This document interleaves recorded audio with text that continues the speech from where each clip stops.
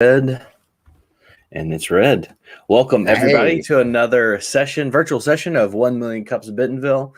We appreciate everybody for tuning in from wherever you are, whatever you're doing. We're dropping the kids off at school, brushing your teeth, you're sitting at your desk. Doesn't matter. We're glad you're here, and we appreciate you for being here. For our newcomers, my name is Caleb Talley. I'm the Director of Marketing and Events at Startup Junkie and a proud 1 Million Cups Bentonville organizer.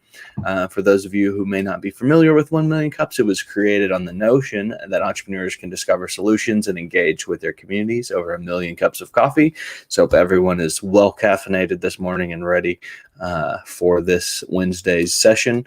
The Kauffman Foundation out of Kansas City developed 1 Million Cups in 2012 as a free program designed to educate, engage, and inspire entrepreneurs around the country. Through the power of volunteers, 1 Million Cups has grown to more than 160 communities, including our own. So the idea is that once the world's opened back up and you're, moving around the country, you can pop into a community and plug in with the entrepreneurs there via their local 1 Million Cups chapter. As a program of the Kauffman Foundation, 1 Million Cups works with entrepreneurs, empowering them with the tools and resources to break down barriers that stand in the way of starting and growing their businesses. Today, we're excited to have with us Mark Masters. He's streaming in from Vail, Colorado. He's a stand-up comedian, and his presentation is about comedy and business and innovation during the pandemic, but I'm not going to go any further. I'm going to let him take the stage. So without further ado, Mark, welcome. Hey, awesome. Thanks so much for having me. Hello, everybody in Bentonville. I'm just going to start with a quick statement for you. The difference between a large pizza and a stand-up comedian is the pizza can feed a family of 4. I'm Mark Masters, and it's awkward telling jokes when you can't hear any laughs, but I hope you're laughing out there. This is my comedy adventure. Because this is 1 million cups, let's focus on the asks, and I'll circle back to this at the end. I'd love feedback on the presentation.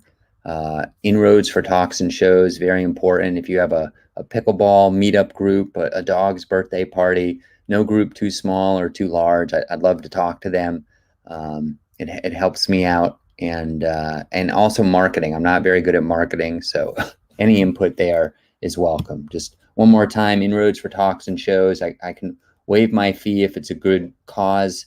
Do that pro bozo. We'll talk about that some more later. All right, let's jump into it. I'm on a 10-year journey to become a professional comedian. I already get paid for my clean brand of optimistic comedy. I'm doing a live show tomorrow night in New Haven, Connecticut. Excited about that, but I am not quite a large pizza yet that we just spoke about. I still have a little bit of a ways to go. So why would I want to do this? It's mostly because I want to go around and make people laugh and make them healthier. Yeah, that's right. I said healthier. Smart people from MIT, Harvard, Stanford, they all agree that when you laugh, you make biological improvements to your well-being, which is great. Then so how do I go from like zero to comic? How do I become this delivery agent of positivity? It's simple, by failing all the time, on stage, off stage. If I'm not failing, I'm not trying hard enough is my motto. I feel, to get to Carnegie Hall, they say it takes practice. Well, to get on Comedy Central, it takes failure. And I'm not the only comedian who thinks this. Generations of comics agree. One that I really respect was asked what made him so good as a comedian, and he said, nothing. I've just done it 1,000 times. So that's what I'm doing. I'm putting in my 10,000 failures, and hopefully with each one getting a little bit better. Now, something you might be asking yourself, Mark, is this pursuit of comedy glamorous? And it's true that sometimes my homework is sitting on a couch watching Netflix, or having a drink at a comedy club, or even hanging out with very famous people. But it turns out that that's the 1%. 99% of this is a slog. It's a lot of long waits and lonesome venues, something I call 2 steps forward, 1 step stuck in a sticky basement bar. And then there's the travel. I'm sure you're familiar with those little tiny shampoo bottles. It turns out you don't get those when you sleep in your car. All right, let's switch gears over to marketing. Tell you a story. When I was a little knee-high, little cotton top, my parents asked me to dress myself up for a special occasion. And as you can see, the results were special. I don't know what's going on with the belt there. I do know this photo tells me two important things. One, I can be funny without even trying. And two, I don't always care what other people think of me, which is a very important attribute for an entrepreneur. As a comedian, it means I'm never ashamed to be the hardest working person in a room, which is great for marketing because I have no idea what I'm doing and I try and make it up in volume. So I'm on the web, I'm on the Twitters, I have a YouTube channel, I have a book that I sell in person and online and in bookstores, even when it means negotiating with his cat. I have a newsletter, which is a quirky way of letting you know that I'm old. It's full of stories of my failures and occasional successes, and it saves me money on therapy. So it's a win-win. I have a store for my fan base, which at the moment is connected to a desk fan off screen, but maybe someday I'll have a real fan base because I write a lot of handwritten notes, which has led to stickers and magnets everywhere from Seattle to Bozeman, and books in the hands of fans everywhere from a beach in Hawaii to a bar in Chicago. But my most important product is always going to be me on stage telling jokes, which is rough. Show business is a difficult mistress. A lot of people think that good quality stage time, it's driven largely by luck, but luck is a concept I don't really believe in. And I'll give you an example. Last February 2020, I was on stage at a world famous comedy club, sold out comedy show, and I made the most of that opportunity. Waves of laughter were hitting me in the chest from a rowdy audience, 350 strong. Afterwards, there were high fives and people taking pictures with me. And I was thinking, I'm done sleeping in that Subaru. I'm ready to start sleeping in a nicer Subaru. I was hitting my stride. I felt like I was ready for anything, and then cue the record scratch, something I wasn't quite ready for. I don't think many of us were. We all had to adjust, right? I had a comedy show. It had started small, but it snowballed into one of the better comedy shows in the state of Colorado. And I cried when I had to cancel months of booked shows. But I came back. I got on the horse again. I adjusted. I pivoted. I was online. Now I can have 6 comics in 6 different states. Nobody knows or cares if they're wearing pants, just that they have really good TV credits. And and with the help of Million Cups chapters, I actually white labeled this product. So, last holiday season, there were a lot of families who were feeling lonely and disconnected. I was able to bring them together with small, private, curated comedy shows with the same amazing comedians and technology, just in a smaller setting.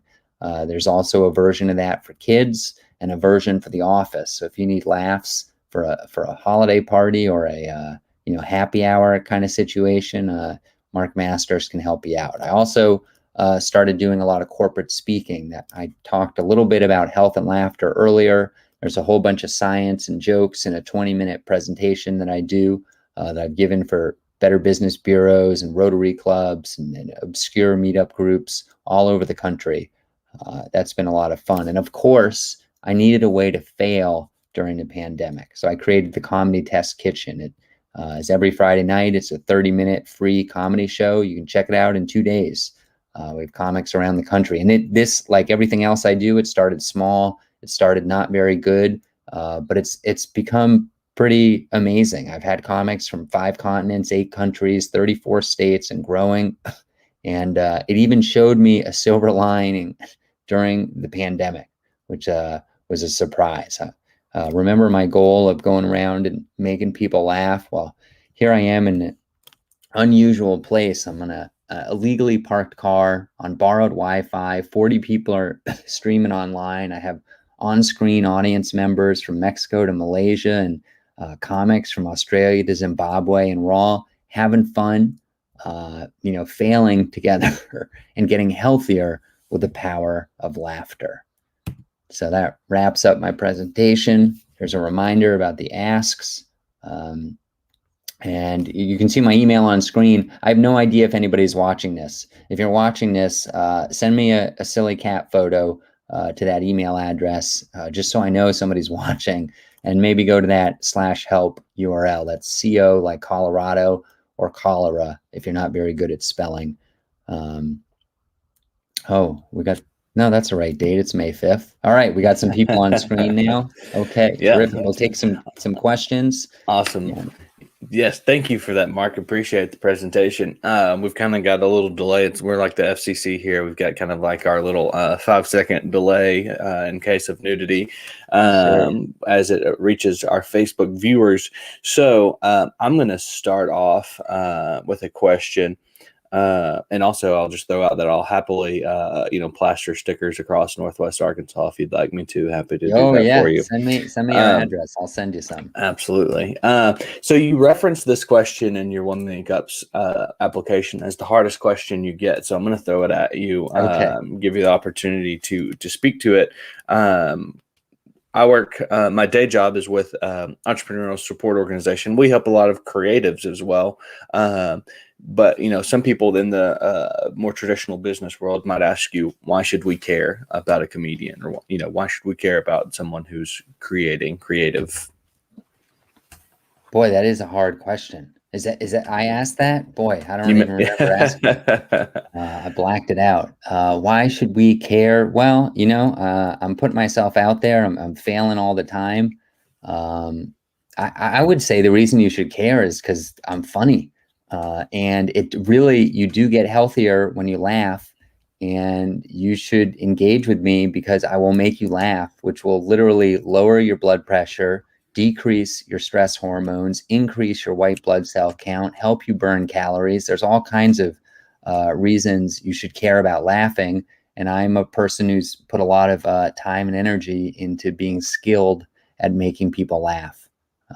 So boy, that was a hard question, but hopefully that resonates with somebody. No, that's perfect. And we have James Bell saying hello from Bentonville. You have at least one viewer, James. Thank you. Now drop a question in the comments for Mark. Yeah. Hey, James. Thanks, buddy. Send me a cat photo. funnymarkmasters@gmail.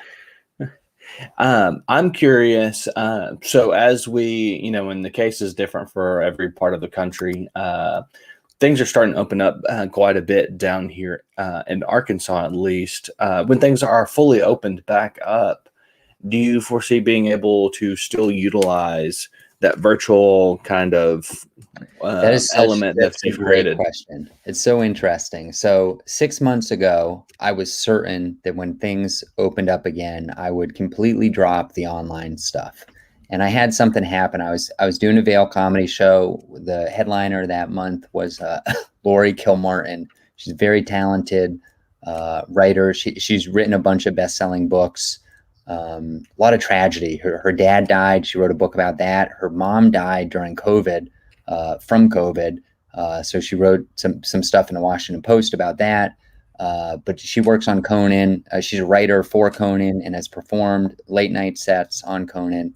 Super funny. Anyways, we were chatting during the pre-show, and somebody popped on, just like you showed James' note a second ago. Mm-hmm. Those shows, we use a similar platform, and it's surprise. Quick aside, I get regulars on my shows, which is really fun for me. There's a couple in Omaha, Nebraska that has joined like 40 weeks in a row. There's a guy in Arizona. There's a guy in Edwards, Colorado. These are people who just come back week after week and month after month in the case of the Vail Comedy Show. Anyways, the guy in Arizona, his name, I don't know him at all. I've never even seen him, but he's been at like 30 to 50 of my comedy shows. And all I know is his name is Evil Dave, and he's from somewhere in Phoenix, Arizona, and he's way nicer than his name sounds. But he popped on, and this is probably November of last year. And he said, I hope when this is all over, I hope when the pandemic is over, you keep doing these online shows. And I put it on screen, and it was just like this. It was me and Lori Kilmartin, and that message showed on the screen. And just in my head, I was thinking, boy, I really didn't think this through. Like, I was assuming that I would just cut it off and go completely in person. But I don't know anything about Evil Dave. Like, is he in a wheelchair or a nursing home, or just in some situation where he can't get to a comedy club, and this is the first time in his life he's been able to experience all these laughs, or maybe he's not really in Phoenix, maybe he's like 80 miles outside of Phoenix and it's just difficult to commute. I don't know what his situation is. I do know that he's a fan and he comes back all the time, and and he enjoys the product. So it kind of sparked a light bulb in my head, and I thought, well, I think this online stuff could persist once things open up, and I do feel that way now. Since then, I've also made a lot of revenue to bring this back to business, doing the corporate talks, emceeing events, and I gotta say, like, it is so much easier to make a buck when you're getting paid for something and you're wearing your pajamas and you only had to commute from your living room to your closet, where I have a little like studio set up. It definitely beats like commuting to Chicago from the Denver area for like 2 free beers, which I did pre-pandemic all the time. So I both hope that online stuff persists from a money perspective, and I also want to keep offering the product to my fans. So the Comedy Test Kitchen, what I've said, that's every Friday. It's 30 minutes and it's free. I've said I will keep doing this until either the audience or the comics quit on me. I'm not going to quit on it, but eventually, comedians might just have too many bookings in person and not be available for that 30-minute sliver, which I doubt will happen. We've had comedians who are just about to headline a comedy club do it from the green room, like backstage, while the comedy show is going on. Like the people before them, you can hear the laughter and all the noise while they're doing a set for us online. We've had cruise ship comedians. We've had all kinds of folks. So I don't think the comedians will quit. The audience members, though, I've definitely seen a kind of dip. People are, they're going out to dinner. They got their vaccinations and they're traveling, and so it's just harder. It's like appointment. It was so easy. You had a captive audience for a while. So one of those two might quit on me, but my answer to that, very long answer there, but the short answer is I'm going to keep doing the online stuff as long as people are still interested in it. Yeah, I can speak to that from our perspective, and just the ability to reach more people has been incredible. But at the same time, to your point, we've also definitely seen a decline in engagement online. People are ready to get back out in person, but I definitely see a two-sided value there for both the audience and the comedians. Comedians always needing to practice their material, work on stuff, and having that opportunity to do that, and audience that might be like us in Northwest Arkansas, not just surrounded with opportunities to go to comedy clubs. So that's a opportunity there. I open up a comedy club in Northwest Arkansas. James said, sounds like you should talk with the Whole Health Institute. And then he also said, oops, that's not a question. I should learn to follow directions. So he's referencing the Whole Health Institute, which Alice Walton, daughter of Walmart founder Sam Walton, is founding, and it is a transformative approach to health and well-being. That'll be an institute here in Northwest Arkansas. So you should reach out. Does anybody know her or somebody at that group? Because I would love to talk to them. Yeah, we could probably wholehealth.org. We could probably get that there's going. some way to connect me with that. James, send me an email. funnymarkmasters@gmail.com, and I will follow up with you. I'd love to work with them, and sounds like she doesn't need probably for me to do it pro bozo, as I joked earlier, but I'd be happy to do that. I love to make people laugh, and so yeah, thanks, James. That's awesome. Good engagement there. Gold star. Doesn't matter that it wasn't a question. Well, that's what 1 Million Cups is about, questions, but also just opportunities to connect and bring people together on different things. So if you have a question for Mark, drop it in the comments. If you're watching this right now, we'll ask it live. Mark, I'm going to ask while more people kind of formulate their questions. What has been your favorite virtual experience so far? Yeah. Oh man. Gosh, there have been so many. Probably. I'll tell you one. So I run these private comedy shows, which I touched on it briefly in the presentation. I call them living room laughs. And the idea is you get a group of your, I don't know, your softball team, your army buddies, your old fraternity brothers, you know, whatever, your family members, and you tell me a little bit about them, and then I curate the comedy show for them. And here's an example of why I do the stuff for pro bozo, do it for free. So I do these talks. One is I get to practice my material for later getting paid. Like that health and laughter talk I did for for me, a significant payday for a large hospital group. But I gave it like 20 times for free ahead of that, so I could work out the material, see how the jokes worked. There's a lot of science in there, so a lot of long words. I gotta Orbicularis oculi is one of, I got to practice saying that stuff. That, by the way, is the muscle in your face that when you make a Duchenne laugh, which is you can't fake a Duchenne laugh unless you're a psychopath. That's a true thing. It's like a genuine reaction, kind of like a reflexive laugh. Anyways, so boy, I got off topic there. Well, we're learning today. I was giving one of those free talks, and there was a university professor from Minnesota at the talk.